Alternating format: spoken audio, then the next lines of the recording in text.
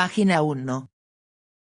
Homosexuales en la historia, A. L. Rowse, 1977. Un estudio de la ambivalencia en la sociedad, la literatura y las artes. Homo, hominis lupus. Se reúnen en este libro diversos estudios sobre un aspecto de la realidad descuidado por los investigadores de la historia social, literaria y artística, el componente homosexual de la personalidad creadora. Hasta ahora los prejuicios y la falta de sensibilidad habían impedido que este tema pudiera estudiarse de forma rigurosa y documentada. El autor presenta una serie de casos históricos a través de los cuales se pone de manifiesto la relación que existe entre ambigüedad sexual y productividad, así como la tensión creadora que produce el dualismo sexual.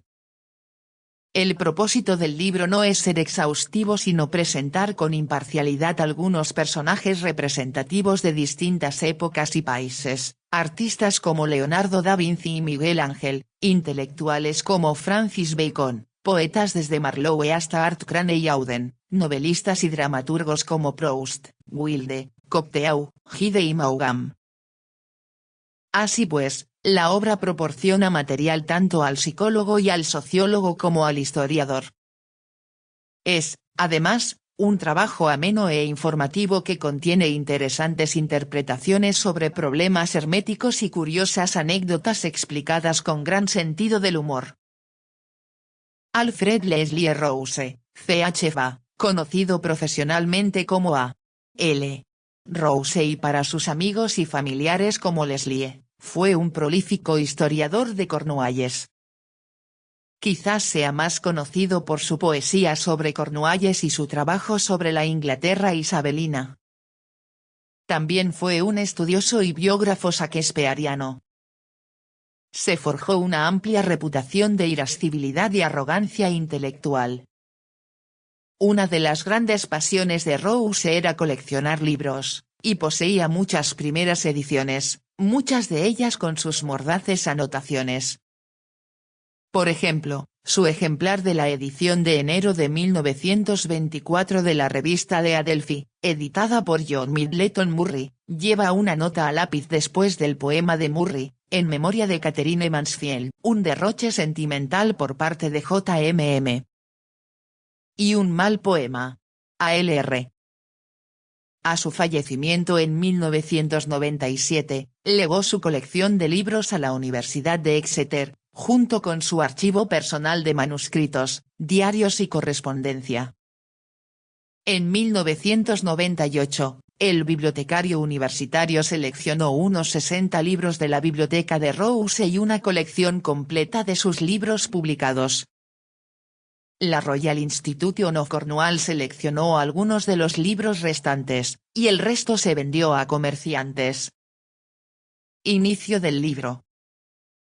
Que las leyes de Dios, las leyes del hombre, las observe quien quiera y quien pueda, no yo, que Dios y el hombre promulguen leyes para ellos mismos y no para mí, y si mis caminos no son los suyos, que se ocupen de sus propios asuntos. Si bien juzgo sus actos y a menudo los condeno, ¿acaso he decretado yo leyes que deban respetar ellos? A. Eusman. Prefacio. Este libro no es en forma alguna pornográfico. Pretende ser un estudio formal, o una serie de estudios sobre la sociedad, la historia, la literatura y las artes. En esta obra se podrá hallar hombres preeminentes y auténticos genios, reyes como Jacobo I de Inglaterra y Federico I el Grande, artistas de la talla de Miguel Ángel y de Leonardo da Vinci, mentes privilegiadas como Erasmo y Francis Bacon, poetas, escritores, compositores, eruditos, coleccionistas, estadistas, patriotas y políticos. La variedad del tema es amplia, pues cada uno de esos seres posee un carácter, una psicología, gustos y disposiciones muy diferentes. Otros muchos hubiesen también podido figurar aquí. Ahora bien, el propósito que me ha guiado al escribir este libro es que fuera representativo y no exhaustivo. Por lo demás, Confío en que estos estudios podrán arrojar algo de luz sobre las condiciones que predisponen a la creatividad cuando son la contrapartida psicológica de la ambivalencia, de una sensibilidad andrógina, del aguzamiento extremado de las facultades de percepción, y de tensiones que llevan a la realización de una obra.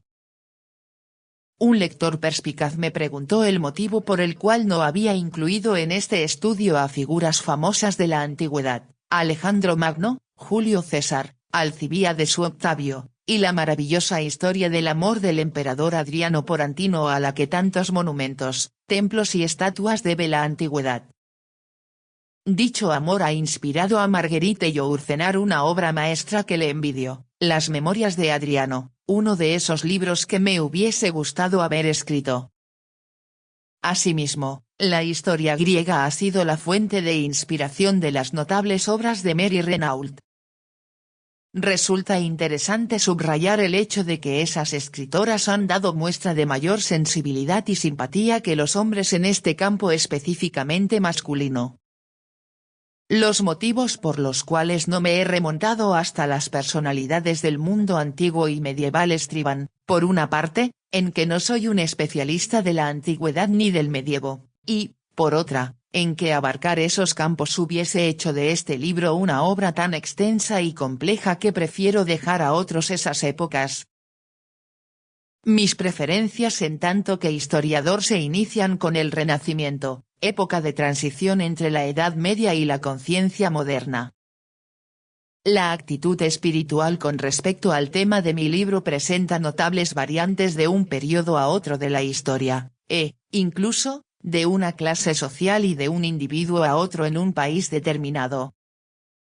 Finalmente, mi tarea se tornaba sumamente confusa y compleja debido a la tremenda hipocresía que suscita dicho tema, a la diferencia de los comportamientos públicos y privados, sobre todo en los países anglosajones que se han visto sometidos a un lavado de cerebro por parte del puritanismo. Los pueblos mediterráneos, en cambio, especialmente los árabes, contemplan la actitud predominante de los ingleses con respecto a dicho problema cuando menos la de que hacen gala como siendo una perfecta estupidez. Sus resultados, además, han sido represivos, disparatados y crueles. Sea lo que fuere, no pienso entrar en controversias teóricas, sino más bien ilustrar este estudio con hechos concretos sobre la manera que tienen los hombres de ser y de comportarse realmente, pues el historiador no se deja impresionar ni por sus comedias ni por la pantalla de humo tras la cual se esconden, así como tampoco por los errores en los que se complacen de manera enternecedora. Ese crítico perspicaz me preguntó también por qué no hablaba acerca de las mujeres homosexuales, de determinadas lesbianas representativas. Una vez más, me veo obligado a reconocer mis limitaciones y a dejar a otros este campo. A pesar de mi escasa información en este terreno, puedo, así y todo, tranquilizar al lector sobre un extremo con respecto al cual a menudo me han solicitado aclaraciones. La reina Isabel I de Inglaterra, pese a sus simpatías feministas, no era lesbiana. Una vez dicho lo que antecede, permítaseme una observación de la más honda significación, histórica y sociológicamente hablando, sobre el sorprendente, el pasmoso contraste de trato existente entre la homosexualidad masculina y la femenina. ¿A qué puede ser debido, pues? El macho es el animal agresivo, fíjense en el proceder estúpido del toro, y la insensata crueldad con la que ha tratado a los demás hombres, aniquilando o arruinando centenares de vidas, rebasa los límites de la imaginación. Las mujeres no se han comportado de esta guisa con las de su propio sexo. En primer lugar, por ser más reservadas, su vida íntima no salía a la luz pública. En segundo lugar, siempre han mostrado mayor respeto por la vida. En cuanto a las inverosímiles atrocidades cometidas por el hombre en este campo, son fiel testimonio tanto de un comportamiento grotesco como de un salvajismo incalificable. En mi calidad de historiador, mi meta ha sido siempre la de estudiar lo más a fondo posible la vida de los seres humanos, de tomarles el pulso y de auscultar los latidos de su corazón. Se podrá comprobar nuevamente. Me dirijo a ese crítico perspicaz que este libro no deja de tener una clara correlación con mis obras literarias e históricas. De hecho, viene a ser la continuación de Shakespeare de Mann, Simon Forman, Sex and Society in Shakespeare's Age, y también de Jonathan Swift, Major Prophet. Y mi lema sigue siendo, Homo homini lupus.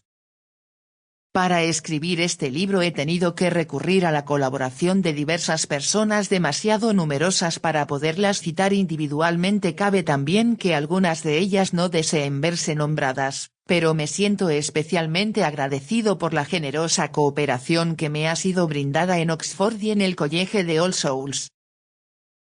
Página 11.